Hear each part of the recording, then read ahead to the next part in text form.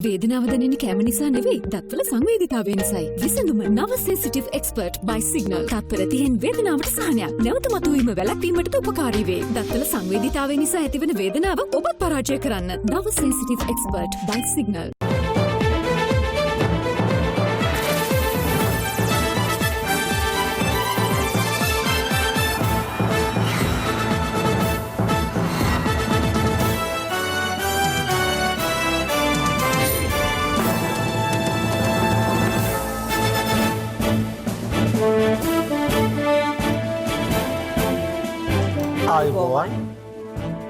සියලු සමීක්ෂණ වාර්තාවලින් නැවත නැවතත් තහවුරු කරන ශ්‍රී ලංකාවේ අංක 1 ප්‍රවෘත්ති ප්‍රකාශය. පැත්ත ගියත් ඇත්ත කියන හිරු රාත්‍රී 9:55 ප්‍රධාන ප්‍රවෘත්ති ප්‍රකාශය සමගින් මම අනුරුද්ධ රත්නායක. මම තිලිනී නදීෂා රණසිංහ. ප්‍රථම අවධානය ප්‍රධාන ප්‍රවෘත්ති සිරස්තල වෙත.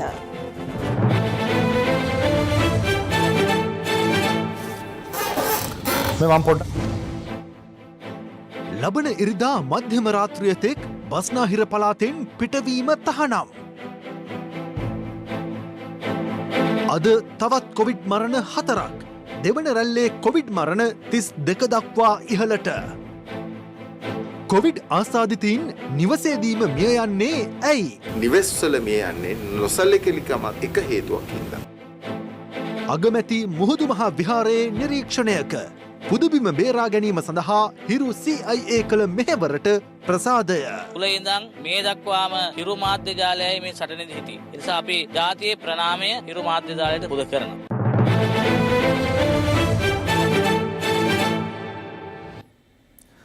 කොවිඩ් ව්‍යාප්තිය වැළැක්වීමේ අරමුණින් ලබන 15 වෙනිදා මධ්‍යම රාත්‍රිය තෙක් කිසිවෙකුටත් බස්නාහිර පළාතෙන් පිටවීමට ඉඩ නොදෙන බව යුද හමුදාපති ලුතිනන්ට් ජෙනරාල් ශවේන්ද්‍ර සිල්වා මහතා පවසනවා. මෙම තීරණයට එළඹ ඇත්තේ ජනාධිපතිවරයාගේ ප්‍රධානත්වයෙන් කොවිඩ් මර්ධන කාර්යසාධක බලකාය අද පස්වරුවේ රැස් වූ අවස්ථාවේදී.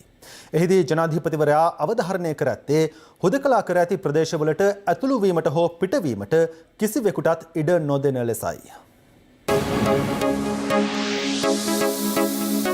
දවසේ පුවත. කොවිඩ් මර්ධන කාර්යසාධක බලකාය අද රැස් වුණේ ජනාධිපති කාර්යාලයේදී. එහිදී ජනාධිපතිවරයා අවධාරණය කළේ බෝ නොවන රෝගවලින් පෙළෙන්නන් කොවිඩ් ආසාදනයෙන් ආරක්ෂා කර ගැනීම සඳහා විශේෂ අවධානයක් යොමු කරන ලෙසයි. සෙසු රටවල් මෙන්ම මෙරට වාර්තා වූ කොවිඩ් මරණ සංඛ්‍යාවෙන් 93%කටම හේතුව බෝ නොවන රෝගවලින් පෙළෙන්නන්ට වෛරසය ආසාදනය වීම බවයි වෛද්‍යවරුන් පෙන්වා දී ඇත්තේ. ප්‍රධාන රෝහලක් වෙත පැමිණීමට ජනතාවට ඇති දුෂ්කරතාවන්ට පිළියම් ලෙස ප්‍රාදේශීය බෙහෙත් ශාලා කඩිනමින් සක්‍රියත්වයට පත් කරන ලෙසත් ජනාධිපතිවරයා උපදෙස් ලබා දී තිබෙනවා. එමෙන්ම හුදකලා කර ඇති ප්‍රදේශ වෙත භාණ්ඩ බෙදා හැරීමේදී නිවැරදි ක්‍රමවේද අනුගමනය කරන්නේදැයි නිරීක්ෂණය කළ යුතු බවත් හුදකලා ප්‍රදේශවලින් පිටවීමට හෝ ඇතුළුවීමට කිසිවෙකුටත් ඉඩ නොදෙන ලෙසත් ජනාධිපතිවරයා අවධාරණය කළා. මේ අතර යුද හමුදාපති ලුතිනන්ට් ජෙනරාල් ශවේන්ද්‍ර සිල්වා මහතා අද පස්වරුවේ නිවේදනය කළේ ලබන 15 වෙනිදා මධ්‍යම රාත්‍රිය තෙක් කිසිවෙකුටත් බස්නාහිර පළාතෙන් පිටවීමට අවස්ථාව ලබා නොදෙන බවයි. මෙම තීරණයත් සමග බස්නාහිර පළාතට ලංගම සහ පෞද්ගලික බස් රථ ඇතුළුවීම සහ පිටවීමද ලබන 15 වෙනිදා මධ්‍යම රාත්‍රිය තෙක් අත්හිටු වූ බව ප්‍රවාහන රාජ්‍ය අමාත්‍ය දිලුම් අමුණුගම මහතා සඳහන් කළා. කොවිඩ් කමිටුව විසින් අපිට ඉල්ලීමක් කරලා තියෙනවා ගමනාන්තය බස්නාහිර පළාතේ යම් ස්ථානයක තියෙනවා නම් ඒ ගමන් වාර ආරම්භක ස්ථානයේ සිටම ක්‍රියාත්මක කරන්න එපයි කියන කාරණේ. මොකද ඉරිදා රෑ 12 වෙනතුරු බස්නාහිර පළාතෙන් පිටවීම තහනම් කරලා තියෙනවා. නමුත් මේ ගමන් වාර බස්නාහිර පළාත ඇතුළතට ක්‍රියාත්මක වුණාම පිටතට ගමන් කරද්දිත් මගින් රැගෙන යා හැකි නිසා ඒ ගමන් වාර අවලංගු කරන්නයි කියලා ඉල්ලීමක් කරලා තියෙනවා. එමෙන්ම අද රාත්‍රියේ සිට දුම්රිය සේවා බස්නාහිර පළාතෙන් පිටවීමේදී විශේෂ ක්‍රමවේදයක් අනුගමනය කරනවා.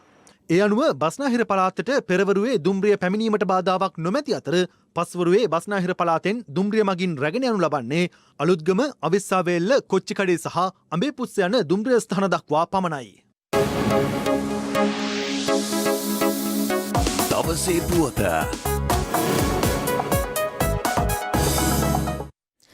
තවත් COVID-19 ආසාදිතයින් 625 දෙනෙකු ලෙසයි. කළුතරින් ආසාදිතයින් 16 දෙනෙකුද වාර්තා වුණා. මේ අතර පොලිස් නිලධාරීන් 91 දෙනෙකුද ඊයේ වාර්තා වූ ආසාදිතයින් අතර වනවා. ඔවුන් අතර නිරෝධහනය වෙමින් සිටින කොටුව පොලිසියේ පිරිසක්ද වන අතර ඒ අනුව කොටුව පොලිසියේ ආසාදිත නිලධාරීන් සංඛ්‍යාව 82 දක්වා ඉහළ ගොස් තිබෙනවා.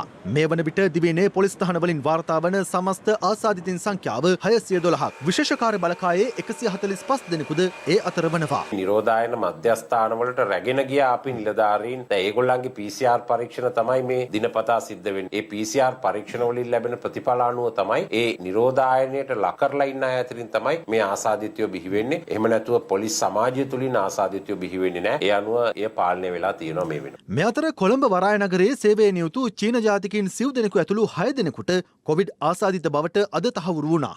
කොළඹ දිස්ත්‍රික්කෙන් වාර්තා වන ආසාදිතින් ගණන ඉහළ යන පසුබිමක කොළඹ මහනගර සභාවේ මහජන සෞඛ්‍ය පරීක්ෂක රුවන් විජේමුනි මහතා පවසන්නේ ලක්ෂ 6ක් පමණ ජනතාවක් සිටින කොළඹ මහනගර සභා බල ප්‍රදේශයේ කොවිඩ් ආසාදිතින් සංඛ්‍යාව 30000ක් පමණ විය හැකි බවයි. කොළඹ නගරය තුලින් අපි අහඹු ලෙස 400ක් සාම්පල් කරාම එහිදී අපි දැක්කා ඒ සාම්පල් වලින් 19 දෙනෙක් පොසිටිව් වුණා. ඒ කියන්නේ 105. මෙන්න මේ 105 අපි එක්ස්ට්‍රපොලේට් කරොත් අපේ පොපියුලේෂන් එකට ලක්ෂ 6කට අපි දන්නවා 30000ක් විතර ප්‍රමාණයක් මේ වෛරස් එකත් එක්ක නිරන්තරයෙන් ඔබ මොබ සැරිසරනවා වෙන්න පුළුවන්. නමුත් ඔවුන් සියලු දෙනාම වෛරස් ඇඟේ තියෙන්න පුළුවන්. නමුත් පතුරනවයි කියලා අපිට කියන්න බෑ. නමුත් අපි ඒ අන්තරාය දැනගන්නට ඕනේ. මේ අතර කොළඹ හුදකලා තත්ත්වයට පත් කළ ප්‍රදේශවල ජීවත් වන පුද්ගලයින්ට ගිලන් රථ සේවා අවශ්‍යතාවක් මතුවහොත් ඒ සඳහා 0113 42 25 58 දරන දුරකථන අංකය භාවිත කළ හැකි බවට නියෝජ්‍ය පොලිස්පති අජිත් රෝහණ මහතා සඳහන් කළා. ගම්පහ මහනගර සභාවේ මන්ත්‍රීවරයෙකුටද කොවිඩ් වෛරසය ආසාදනය වී තිබෙනවා.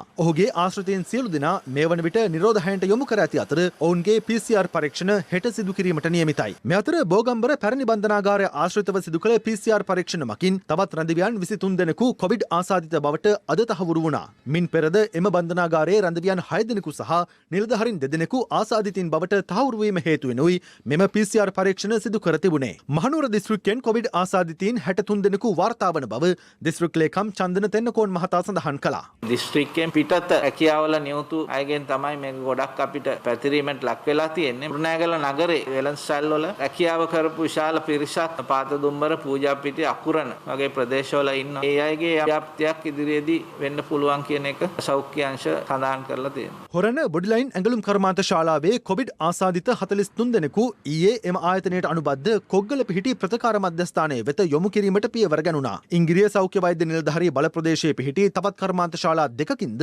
කොවිඩ් ආසාදිතයින් කිහිප දෙනෙකු හමු වී තිබෙනවා. හැටන් දුඹුරුගිරිය ප්‍රදේශයේ ස්වයං නිරෝධහයන්ට යොමු කර සිටි වයස අවුරුදු 18ක තරුණියකටද කොවිඩ් වෛරසය ආසාදනය වී තිබෙනවා.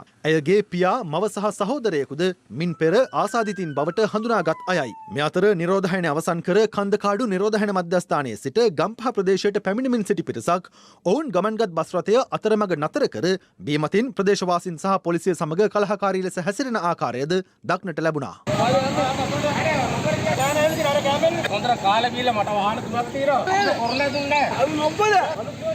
අපි යන්නත් අපිට එන උත්තරේ වල. අපි මොනවා කරමු කැදවන්න. මේ අතර ලෝක සෞඛ්‍ය සංවිධානයේ ශ්‍රී ලංකා නියෝජිත වෛද්‍ය රාසියා පෙන්සේ මහත්මිය පෙන්වා දෙන්නේ කොවිඩ් සඳහා වන එන්නත මෙරට අවශ්‍යතාව අනුව ලබා දීමට ප්‍රමුඛතා කණ්ඩායම් තෝරාගනු ලබන බවයි. ඒ අනුව සෞඛ්‍ය අංශ සහ වැඩිහිටියන් සඳහා ප්‍රමුඛ ස්ථානය හිමිවන බවත් ඇය සඳහන් කළා. Currently, around 200 candidate vaccines are at some stage of development. මේ වන විට එන්නත් 200ක් පමණ ඒ මට්ටම්වල අත්හදා බලමින් පවතිනවා. ඉන් 10ක් තුන්වන අධීරයේ අත්හදා බැලීම් වලයි පවතින්නේ. මේවා සම්බන්ධ දත්ත ගැන නියාමන අධිකාරිය සිදු කරන ඇගයීම් වලින් පසු නිෂ්පාදන අනුමැතිය ලබා දීමයි සිදු කෙරෙන්නේ. ඉන් සමහරක් 2021 මුල් භාගයේ සිට ලංකාවට බෙදා හැරීමට හැකිවන බවට අප විශ්වාස කරනවා. මේ එන්නත් ක්‍රමවේදය ආරම්භ වෙන්න මාස කිහිපයක් ගත වේවි. ඒ නිසා වෛරසයෙන් ප්‍රවේශම් වීමටත් එය පැතිරීම වැළැක්වීමටත් සියලු දෙනා තවදුරටත් කැපවිය යුතුයි. And together we can get ahead of the COVID-19 virus. දවස් 30ක්ම unlimited Netflix බලන්න. Unlimited data pack එකක් මුළු පවුලටම unlimited fun එකක් අරගන්න. අදම active කරගන්න. වෙන වෙනම චලනය වන තල 3ක් විටමින් E හා කුමාරිකා සහිත නිසා ඉතා සමීප හා සුසිනිඳු රැවුල බෑමක්. ඔබත් අදම Big Flex 3 සමග ප්‍රොෆෙෂනල් ෂේව් එකක් අත්විඳින්න. මේ අතර කොවිඩ් ආසාදිත 63 හැවිරිදි පිරිමි පුද්ගලයෙකු මහරගම අපේක්ෂා රෝහලේ ප්‍රතිකාර ලබමින් සිටින අතරතුර මියගොස් ඇති බව රජයේ ප්‍රවෘත්ති දෙපාර්තමේන්තුව නිවේදනය කළා. ඒ දැක්වෙන්නේ මෙරට 46 වන කොවිඩ් ආසාදිත මරණය ලෙසයි. COVID-19 ආසාදිතයන් නිවාස තුළ මරණයට පත්වීමේ සිද්ධීන් කිහිපයක්ම මේ දිනවල වාර්තා වුණා. ඔවුන් කොවිඩ් ආසාදිත බව හඳුනාගෙන ඇත්තේ පශ්චාත් මරණ පරීක්ෂණවලදී වීම විශේෂත්වයක්. එලෙස රෝගය හඳුනා ගැනීමට පෙරම ඔවුන් මරණයට පත්වන්නේ ඇයි? මේ ඒ පිළිබඳ කළ සොයා බැලීමක්. මෙරට COVID-19 ආසාදිතයෙකු මරණයට පත්වීමේ පළමු පුවත වාර්තා වුණේ මාර්තු 28 වෙනිදායි. එතැන් පටන් ඔක්තෝබර් 4 වෙනිදා COVID-19 දෙවන රැල්ලක ආරම්භය වන තෙක්ම මෙරට කොවිඩ් ආසාදිත මරණ සංඛ්‍යාව දැක්වුණේ 13ක් ලෙසයි. COVID-19 දෙවැනි රැල්ලේ පළමු මරණය පසුගිය ඔක්තෝබර් 22 වෙනිදා වාර්තා වූ අතර අද වන විට මෙරට කොවිඩ් මරණ සංඛ්‍යාව 45 දක්වා ඉහළ ගොස් තිබෙනවා. ඒ අතුරින් මරණ 18ක්ම වාර්තා වූයේ ගත වූ සතියක කාලය තුළයි. දිනක වැඩිම මරණ සංඛ්‍යාව 5ක් ලෙස පසුගිය 5 වෙනිදා සහ ඊයේ වාර්තා වූ අතර පසුගිය 7 වෙනිදා කොවිඩ් මරණ 4ක් වාර්තා වුණා. මෙරට සිදු වූ වයස්ගතම කොවිඩ් මරණය අවුරුදු 88ක කාන්තාවක්. මියගිය ලාබාලතමයා ලෙස වාර්තා වූයේ අවුරුදු 23ක තරුණයෙක්. ඔක්තෝබර් මාසයේ මුල වන විට අපේ රටේ සෑම කොවිඩ් රෝගීන් 10000කට 38 දෙනෙක් මිය යන අනුපාතයක් තමයි තිබුණේ. මේ වන විට මරණ අනුපාතය 10000කට 28 දෙනෙක් මිය යනවා. මිය යන බහුතරය වැඩිහිටි වයසේ පසුවන නිදන්ගත රෝග තියෙන අය. එහෙම නැතුව COVID-19 රෝගේ නියුමෝනියාව සෑදී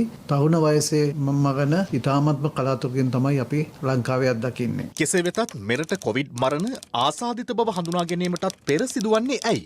නිවෙස්වල මේ යනවා කියන කාරණයට විවිධ වූ හේතු බලපාන්න පුළුවන්. තවමත් අපේ රටේ පරීක්ෂකයන් මේ පිළිබඳව විද්‍යාත්මක අධ්‍යයනයක් කරලා වාර්තාවක් නිකුත් කරලා නැහැ. ඒ ඉදිරියේදී එළි දැක්වෙන තුරු අපි මතක තියාගන්න ඕනේ. නිවෙස්වල මේ යන්නේ නොසලකලිකම එක හේතුවක් හින්දා. ඔබ ගෙදරින් එළියට ගියාම කොවිඩ් අරගෙන ගෙදර එනවා නම් ඔබ අනාරක්ෂිතව බාහිර පරිසරයේ හැසිරෙනවා නම් ඔබ නිවසේ ඉන්න ඔබේ අම්මට තාත්තට ආච්චිට සියට කොවිඩ් දුන්නා වෙන්න පුළුවන්. තරුණ සහ මැදි වයසේ කිහිප දෙනෙකුද කොවිඩ් ආසාදිත මරණ ලයිස්තුවට අයත් වුවත් ඔවුන්ට පවා වෙනත් සංකුලතා පැවති බව හඳුනාගත්තා.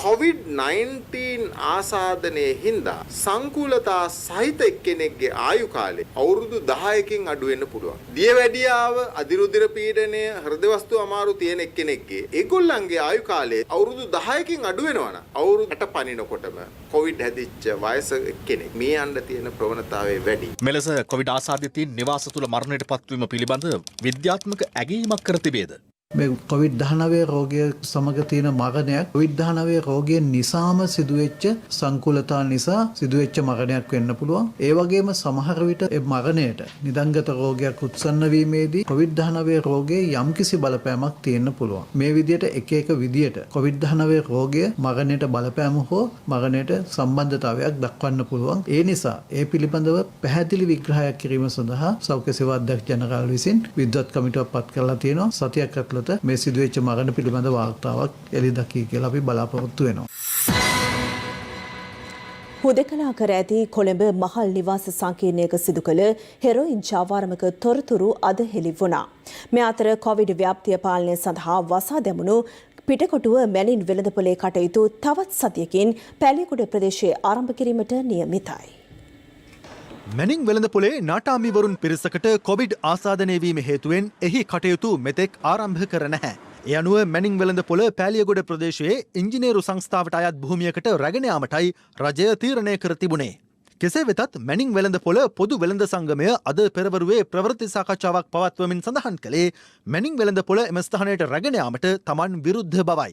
හදිසියෙම පෑලියගොඩ ඉංජිනේරු සංස්ථාවට අයිති ඉඩමකට මැනින් වෙළඳපොළ රැගෙන යාමට කටයුතු කළ බව අපිට ඊයේ මාධ්‍යෙන් විකාශනය වුණා. මැනින් මාකට් පොදු වෙළඳපොලේ කඩ 1260ක් පමණ තියෙනවා. මේ සියලු දෙනාම කලබලයට පත් වෙලා තියෙනවා. කිසිසේත්ම වෙන කිසිම තැනකට මාකට් හැදුවට වෙළඳපොලේ කිසි කෙනෙක් පැමිණෙන්නේ නැහැ. අපි තව මාසයක් හෝ දෙකක් හරි කමක් නැහැ. PCR පරීක්ෂණ සියලු දේම ඉවර වුණයින් පස්සේ මේ ස්ථානෙම නැවත පාවිච්චි කරන්නයි අපේ කැමැත්ත තියෙන්නේ. කෙසේ වෙතත් අද පස්වරුවේ බලධාරීන් සමග පැවති සාකච්ඡාවකින් අනතුරුව මැනින් වෙළඳපොළ පොදු වෙළඳ සංගමය මාධ්‍යයට මෙලෙස අදහස් පළ කළා.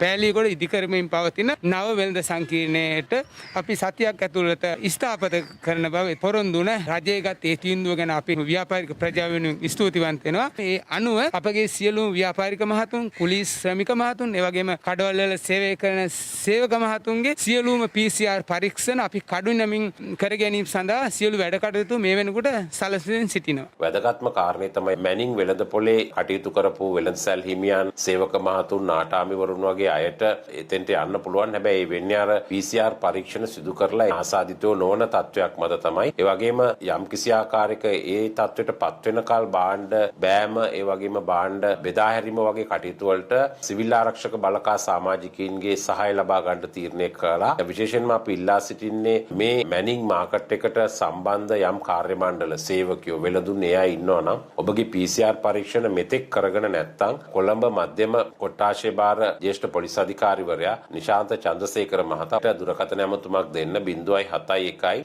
859 15 51. ඒ අනුව ඔහු අවශ්‍ය කටයුතු සම්පාදනය කරයි සෞඛ්‍ය බලධාරීන් සමග එකතු වෙලා. මේ අතර COVID-19 ව්‍යාප්තිය පාලනය කිරීමේ අරමුණින් දිවයිනේ පොලිස් බල ප්‍රදේශ 27ක් සහ ග්‍රාම සේවා වසම් 5ක් තවදුරටත් හුදකලා කර තිබෙනවා. කොළඹ නගරය ආශ්‍රිතව හුදකලා කර තිබෙන මහල් නිවාස ඇතුළු ප්‍රදේශවල අද දක්නට ලැබුණු තත්ත්වයයි මේ.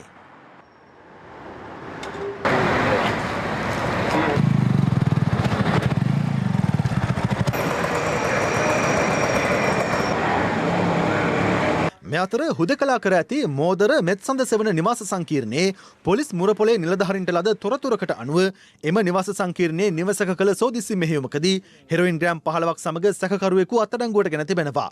එළවලු රැගෙන එන මුවාවෙන් අදාළ හෙරොයින් රැගෙන විත් ඇති බවටයි තොරතුරු අනාවරණ කරගෙන ඇත්තේ. සැකකරු සන්තකයේ තිබී රුපියල් 31,000ක මුදල් සහ ජංගම දුරකථනයක්ද පොලිස් භාරයට ගෙන තිබෙනවා. කොච්චර කන්දර කරනවද? මාසෙ 30. කොහෙද වඩුවෙන්නේ? දෙලියෙන් ගෙනා එක. කොහෙද එළිය? මොකද? මොකද ගෙනත් දුන්නේ? ටික එළවලු ටික අරන් පාරෙන් ගෙනා. මෙරට කොවිඩ් ආසාදිත මරණ සංඛ්‍යාවද දිනෙන් දින ඉහළ යන පසුබිමක වුවත් දැඩි අවදානම් ප්‍රදේශවල පවා ජනතාව සෞඛ්‍ය උපදෙස් නොතකමින් කටයුතු කරන අයුරු දක්නට ලැබුණා.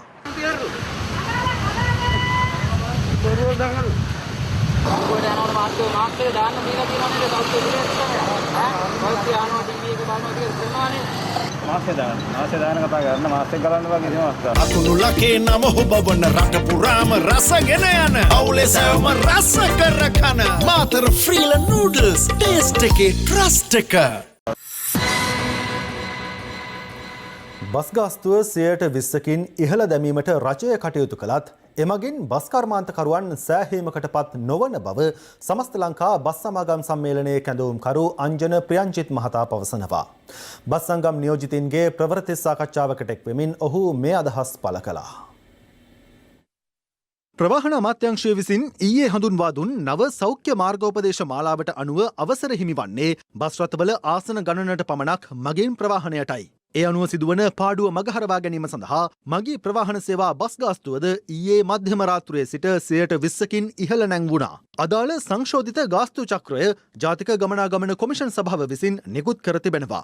ඒ අනුව රුපියල් 12ක්ව පැවති අවම සාමාන්‍ය සේවා බස් ගාස්තුව රුපියල් 14ක් දක්වා ඉහළ යනවා. මෙම නව සංශෝධනයට අනුව බස් ගාස්තු චක්‍රයේ උපරිම ගාස්තුව වන රුපියල් 473ක ගාස්තුව රුපියල් 567ක් දක්වා ඉහළ යනවා. මෙම නවගාස්තු සංශෝධනය පිළිබඳ අද බස් රථ සංගම් නියෝජිතයින් මෙලෙස අදහස් පළ කළා. 50කින් බස් ගාස්තුව සංශෝධනය කරන්න කියන ඉල්ලීම තමයි අපි කළේ. නමුත් අපිට දීලා තියෙන්නේ 20%ක බස් ගාස්තු සංශෝධනය. මේ කොරෝනා වසංගතය පවතින මොහොතේදී මගී ජනතාව තලන්න පෙලන්න ලකලාසි නැති නිසා තමයි අපි මේ බස් ගාස්තුව తాවකාලිකව පිළිගන්නේ. පුවත්පතේ තියෙනවා දුරස්ථභාවය නොරැක්කොත් වැඩ වරදි. මාධ්‍ය ප්‍රකාශකතුමා කියනවා බස් එකේ බාරලා යනකොට මීටරේ නෙවෙයි මිලිමීටරයක්වත් නැහැ. මේ මාසෙක අස්සේ අපි කතා කරන්නේ ඉස්ම ගන්නව යනවා. මම ළඟ වාඩි වෙලා ගිහපුවාම අමතුමාත් දෙවෙනි යෝජනාවලිය ක්‍රියාත්මක කරන්න සැලසුම් කරලා තියෙන්නේ සෞඛ්‍ය අමාත්‍යාංශයේ නිර්දේශය අනුව.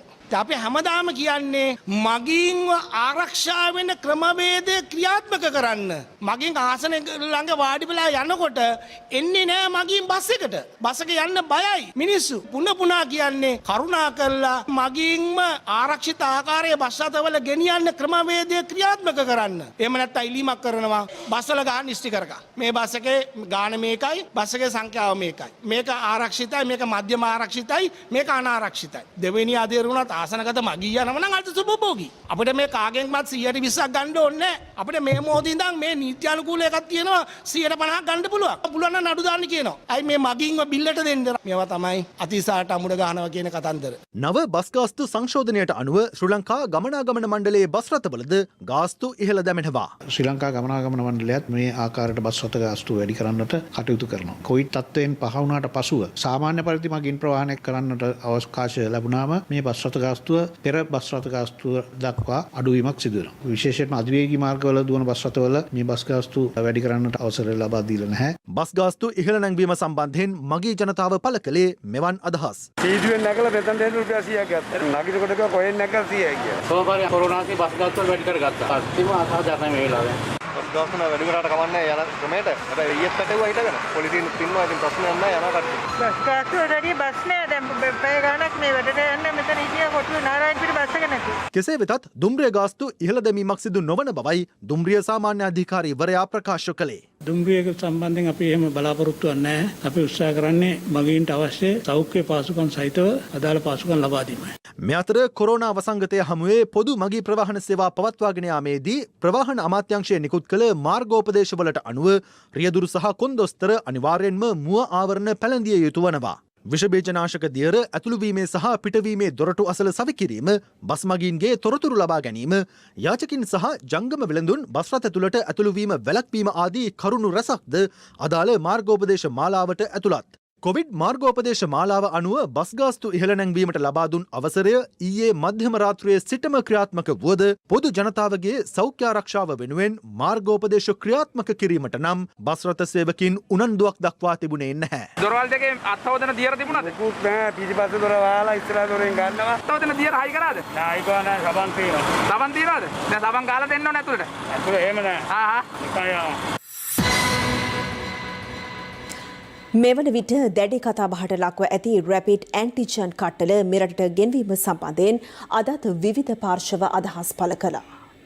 දැන් කොළඹ දිස්ත්‍රික්කයේ ගත්තත් විශාල වශයෙන් අඩු ආදායම් සහ වැඩි වයස් වල ඉන්න පවුල් ඉන්නවා දුප්පත් පවුල්. ඒ අයගෙන් ලෙඩේ බෝ වෙන්න කියන ඉඩ වැඩි. ඒ අයට ඉක්මනට පරීක්ෂණ කරන්න. ඉතින් එහෙමනම් වැඩියෙන් පරීක්ෂණ කරන්න ඕන. ඉතින් ඒ නිසා ආණ්ඩුවෙනුත් මේක කරන්න ඕන ඉක්මනින්. ඒක අපි කරන්න ලෑස්ති වෙනවා. ඒ වගේම අනිත් පැත්තේ වෙනත් බාහිර පෞද්ගලික අංශයේ කවුරු කරත් ප්‍රශ්නයක් නැහැ. හැබැයි රජයේ නියමිත ප්‍රමිතීන්ට අනුව අවසර අරගෙන. ඔව් ඉතින් අපිත් කියනවා රැපිඩ් ඇන්ටිජන් ටෙස්ට් ඕනේ. ඉතින් අනිවාර්යයෙන්ම ගෙන්නනවා. ඒකේ විවාදයක් නැහැ. අපි කිව්වේ වැලිඩේෂන් එකක් නැතුව කිඩ් 2 ලක්ෂයක් ගෙන්නපු එක වැරදි. හරියට මතක තියාගන්න මේ කියන වැරද්ද. සමාගම් 30ක් 35ක් කිල්ලුවම දෙයකට විතරක් අවසර දුන්නේ කොහමද? අනිත් අයට අවසර නොදී හිටියේ ඇයි? මේ ගැන උත්තර කියන්නේ. ඒකයි කියන්නේ. ඕනම ව්‍යාපාරිකයෙකුට යම් යම් භාණ්ඩ ලංකාවට ගේන එන්න පුළුවන්. නමුත් ඒ භාණ්ඩ ගෙනීම සඳහා දේශපාලනිකමේ තියෙන මිතුරුකම් පාවිච්චි කරනවා නම් ඒ තුල ගැටලුවක් තියෙනවා. ඒ නිසා රජයේ එම භාණ්ඩ ලංකාවට ආනයනය කිරීම සඳහා ගත යුතු අනුමැතීන් වලට යටත්ව ඒ කටයුත්ත සිද්ධ කරලා තියෙනවා නම් එහි ගැටලුවක් නැහැ. නමුත් අපිට පේන විදිහට වෙනි තත්වයක් නැහැ කියන එක තමයි දැනගන්න තියෙන්නේ. ඒ ප්‍රතිදේහ කට්ටල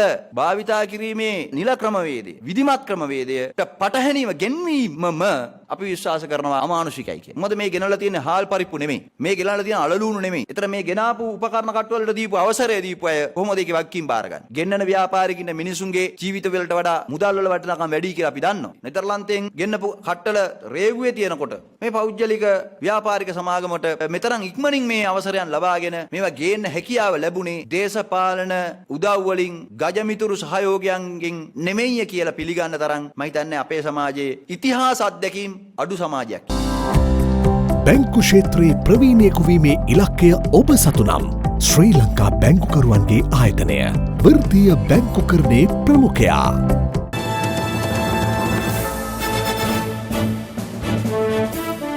ඓතිහාසික දීඝවාපී චෛත්‍යයේ ප්‍රතිසංස්කරණ කටයුතු අග්‍රාමාත්‍ය මහින්ද රාජපක්ෂ මහතාගේ ප්‍රධානත්වයෙන් අද ආරම්භ වුණා. වසර 2ක් තුළ මෙම වැඩ කටයුතු සම්පූර්ණ කිරීමට නියමිතයි. අද පෙරවරුවේ දීගවාපී පුදබිමට පැමිණි අග්‍රමාත්‍යවරයා ආගමික වතාවත්වල නිරත වීමෙන් පසු පිරිත් සජ්ජායනා මැද්දේ චෛත්‍ය රාජානන් වහන්සේ ප්‍රතිසංස්කරණය කිරීමේ සමාරම්භය මෙලෙස සනිටුහන් කළා. ත්‍රිවිධ හමුදාවේ පූර්ණ දායකත්වය සහ සිවිල් ආරක්ෂක බලකායේ ශ්‍රම දායකත්වයේද යටතේ පුරා විද්‍යා දෙපාර්තමේන්තුවේ මඟ පෙන්වීමට අනුව මෙම ප්‍රතිසංස්කරණ කටයුතු සිදු කරනවා. මෙම සංචාරය අතරතුර අග්‍රාමාත්‍ය මහින්ද රාජපක්ෂ මහතා හිරු CIA හරහා දිගින් දිගටම අනාවරණය කළ ඉඩම් ආක්‍රමණිකයින්ගේ දැඩි ග්‍රහණයට නතු තිබූ පොතුවිල් මුහුදු මහා විහාරයේ ඉඩම් ගැටලුව සම්බන්ධයෙන් සොයා බැලීමටද පැමිණියා. මුහුදු මහා විහාරයේ විශාල ප්‍රශ්නයක් තමයි මේ ඉඩම් ප්‍රශ්නේ. අපේ හිරු මාධ්‍ය ජාලයේ විසින් බලයෙන් බස්සලා ප්‍රතිමන්ත්‍රණේ මහා යුග මෙහෙවරක් කරලා ගේ රජය නම් අපිට සැලකුවේ නැහැ අගමැතිතුමා. ඉතින් අපේ අගමැතිතුමා කාර්මික අවධානය යොමු කරලා අපේ ආරක්ෂක ලේකම්තුමා අපිට එවලා තියෙන භූමිය ආරක්ෂා කරන්න අපිට ආරක්ෂක නාවික හමුදා ආරක්ෂක අනුකණ්ඩයක් දැම්මා. ඒකතරා ඉක්මනින් මේක ආරක්ෂා කරලා දෙන්න කියන එක බොහොම කාර්මිකව ශ්‍රීපත් කරන මුහුදු මහා විහාරයට කළ යුතු කාර්යයන් සියල්ලම අපි කරනවා. අපිට ප්‍රදේශයේ ජනතාව සමග සාකච්ඡා කීපයක් පවත්වන්න තියෙනවා. අපි ඒවා බොහොම සුහදව සාකච්ඡා කරලා ඒ ප්‍රශ්න ටික විසඳ ගන්න කටයුතු කරනවා. විහාරස්ථානට සතු භූමි භාගය නිරවුල් කර ලබා දෙන හැටියට අපි එතුමාගෙන් ඉල්ලා සිටියා. එතුමා පොරොන්දු වුණා ඒ කාර්ය දුරේදීම ඉටු කරලා දෙනවා කියලා. පසුගිය කාලේ මේ විහාරස්ථානයේ භූමිය විවිධ ජනවර්ගයන් විසින් ආක්‍රමණය කරන අවස්ථාවේදී හිරු මාධ්‍ය ජාලය නොබියව ඒ අවස්ථාවේ ඇවිල්ලා ඔවුන් මෙහි සත්‍යතාවය ලෝකයාට ප්‍රකාශ කළා. ඒක තමයි මේ මුදු මහා විහාරයේ වර්තමාන මේ නවෝදය ඇතිවීමට මූලික අරිතාලම වැටුනේ. අධීරයෙන් අධීර මේ විහාරස්ථානය නිදහස් කරලා දෙනවා කියලා කියනවා. ඒ නිසා අපි පූර්ණ විශ්වාසයක් තියෙනවා මේ රජය තමයි කරන්න තියෙන එකම රජය උතුරු නැගෙනහිර විහාරස්ථාන ආරක්ෂා කරන්න. මේ අවස්ථාවේදී බොහොම නොබියව කියනවා මේ සටනේදී මුල ඉඳන් මේ දක්වාම හිරු මාධ්‍ය ජාලයයි මේ සටනේදී හිටියේ. ඒ නිසා අපි ජාතියේ ප්‍රණාමය හිරු මාධ්‍ය ජාලයට පුද කරනවා. ලයිෆ් බොයි ෂැම්පූල ඇති කිරි ප්‍රෝටින් සහ මල්ටිවිටමින් හිසකෙස් මුල සිට පෝෂණය කර ශක්තිමත් කරයි. ලයිෆ් බොයි ෂැම්පූ ඔයත් ශක්තිමත්. මහා බ්‍රිතාන්‍යයේ විශ්වවිද්‍යාලයන්ට අනුබද්ධ විශ්වවිද්‍යාල ප්‍රතිපාදන කොමිසම මගින් පිළිගත් තොරතුරු තාක්ෂණය, ඉංජිනේරු විද්‍යාව හා ව්‍යාපාර කළමනාකරණ උපාධි පාඨමාලා සමග ඔබේ අධ්‍යාපන දිවියේ ඉදිරි පියවර තබන්න බඳවා ගැනීම ආරම්භ කර ඇත. 0772 66 55 ස්ලිට් ඇකඩමි. දේශපත් කිහිපයක් සමගින් දැන් රටවටා හිරු. රටවටා හිරු. COVID-19 ව්‍යාප්තියත් සමග දුෂ්කරතා රැසකට මුහුණ පා සිටින අපේම ජනතාවගේ සුව සහනය වෙනුවෙන් ක්‍රියාත්මක රට වෙනුවෙන් හිරු සහන යාත්‍රා ක්‍රියාන්විත යටතේ ශ්‍රී ලංකා රතකුරුස සංගමය හා එක්ව බියකම දොම්පේ පූගොඩ කිරිඳිවෙල මල්වතු හිරිපිටිය ගම්පහ කෑරගල පොලිස් ස්ථාන විෂ බීජ හරණය කිරීම අද සිදු කෙරුණා. වටවල සෙන්ට් එලියාස් ප්‍රදේශයේ ඉඩමක් තුල කසල අංගනයක් ඉදිකිරීමට පැමිණි අඹගමුව ප්‍රාදේශීය සභාවේ නිලධාරීන් පිරිසක් සහ ගම්වාසීන් අතර නොසන්සුන් තත්ත්වයක් ඇති වූ අතර ගම්වාසීන්ගේ විරෝධය හමුවේ ප්‍රාදේශීය සභාවේ නිලධාරීන්ට එම ස්ථානයෙන් පිටව යාමට සිදු වුණා. ඇයි මොකද්ද ප්‍රශ්නේ? ඇයි මේ කුණු දාන්න අපිට කොම්පෝස්ට් හදන්න ඒව කරන්න දෙන්න බෑ. ඒ අනුමත ලියුම් පෙන්නන්න. ඔයා කවුද? ඔයා කවුද? මේ ඉදමට ඇවිල්ලා ඕගොල්ලෝ අයිතිලා නේ. ඔයා කවුද? මෙයා කවුද කියලා අහනවා. මේක පොදු වෙනස් නෑ කමන්නේ. පොදු වැඩ කියලා තමයි ගහින්නේ. මම බුදු ගන්නවා මෙතන. මගේ උඩින් ගන්න. අඩුම ගානේ ග්‍රාම සේවක මහත්තයාවත් මේක දන්නේ නෑ. මේ කියන්න තරම් දෙයක් නෙවෙයි. හරි මාසක දාන්න දාන්න තුවා. තරංග මාසක දාන්න. ඔයා කොයි දින ආවද අපි දන්නේ නෑනේ. මේ කොහොමද ඉන්න මිනිස්සුන්ට ඇවිල්ලා කුඩු දාන්න දෙන්න මොකද? ඌරෝ ඉන්නවා කියලා හිතාගෙනද මෙතන? දේශපාලඥයන්ට ඕන විදිහට අපේ ඉඩම් දෙන්න අපිට පිස්සුද? රටවටා හිරු. සේෆ්ගාඩ් හෑන්ඩ් සැනිටයිසර් නවතම නිෂ්පාදන පෙළ නීරෝගිමත් දිවියකට. ඒ සමගින් අදට සමුගන්නටයි මේ සූදානම. පැත්ත නොගත් ඇත දැන ගැනීමේ අයිතිය තවදුරටත් තහවුරු කර ගැනීමට ඔබගේ ජංගම දුරකථන ජාලය අනුව තිරේ දිසුන පරිදි හිරු ප්‍රවෘත්ති SMS සේවාව සක්‍රිය කරගන්න. යලිත් හමුවෙමු හෙට මධ්‍යහන ප්‍රවෘත්ති ප්‍රකාශය. සුබ රාත්‍රියක්.